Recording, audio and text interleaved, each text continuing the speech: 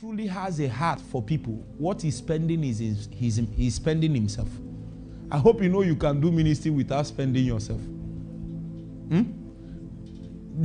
This ministry has principles and rules. And my brother, you know now, there are things you do, church will grow. There are things you do, church will grow. You don't have the people there, you don't even care about them. The system is so strong that it doesn't recognize people. It only recognizes the result. The indices that is used, are you with me? Yes, the indices that is used to measure progress in what God called us to do has nothing to do with organic dimensions. It only has everything to do with structures, principles, rules. In other words, a son of Satan can rise in rank and have impact. And that is the problem in many, if it's always a challenge. Even if the ministry is well-meaning, when you become big, you have structures, have administration, have everything, is a good thing. But the bad thing there is that somebody can take advantage of that structure and rise.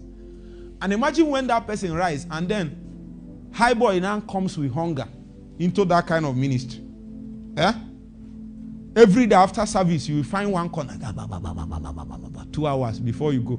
Meanwhile, pastor himself knows that he is struggling to pray for 10 minutes. See, I'm not against pastors, but pastors don't pray. It's a fact. Why are people angry when it's the truth? You don't pray. People don't. Pastors don't pray. Some of them listen to me. You don't pray. Literally. I'm not saying they pray small. They don't pray. Am I lying?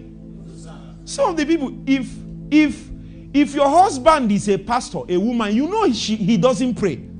Pastors' wives can tell you their husband don't pray. Even if it's 15 minutes, they don't.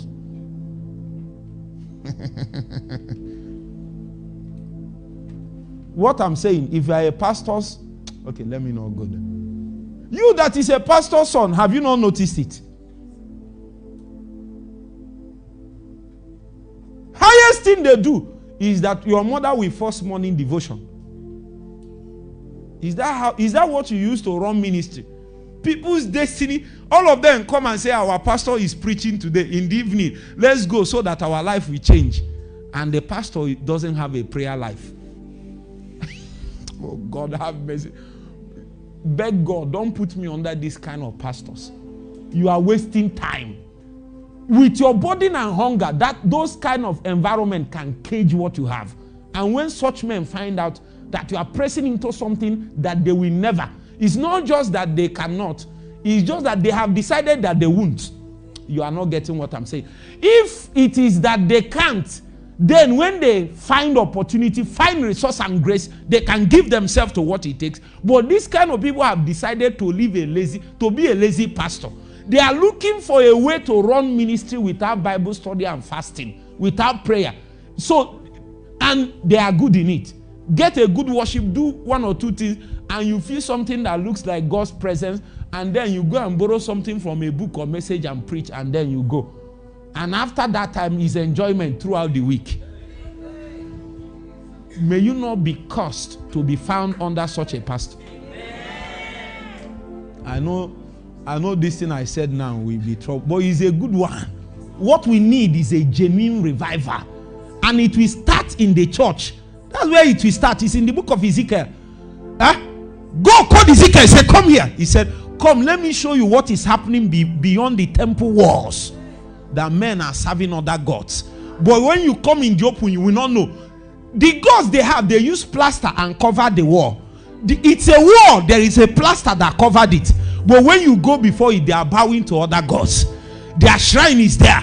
It might not be that you did any charm, but there is a God of pleasure. There is a God of loose life. There is a God of immorality. There is a God of self and materialism that the man is serving.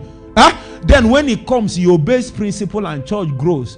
In such a place, people will come and be 100. 10 today, then tomorrow we are 20. And they said that there is a revival. Our number is increasing. They are increasing, moving towards a place where there will be vehicles. That's why we have people fill churches. And then when you come and say, are you with me? When you come and say, let the believers, let Christians arise, you will say something on Facebook or something. You will look and you find out that it is Christians, pastors, leaders in churches that is fighting. They are the ones fighting. You will talk about prayer, pray for 3 hours, 10 hours. They will say it's not about prayer. Your pastor doesn't have a prayer life. And that's why he raised a doctrine against prayer. When a man has a prayer life, even if he doesn't like the way you are praying, he will not preach against prayer. Even if he feels that you are praying too much, he will just reserve his comment. He will reserve his comment about the way you are praying, but he has a prayer life, and he knows that attempting to is, oh my God, even if you don't like the way people talk about Bible too much, if you are a Bible person and you study, you can't talk about scriptures, you can't talk about fasting, you can't talk about soul winning. Even if you are not a sold out soul winner, when you see people that win souls, you bring your money and put there. Even though you won't go, you bring your prayer and put there, even though you won't go. Your pastor doesn't have a prayer life. That's why you are there. You are under a curse. Woe unto them whom their princes rise up early in the morning to eat and drink.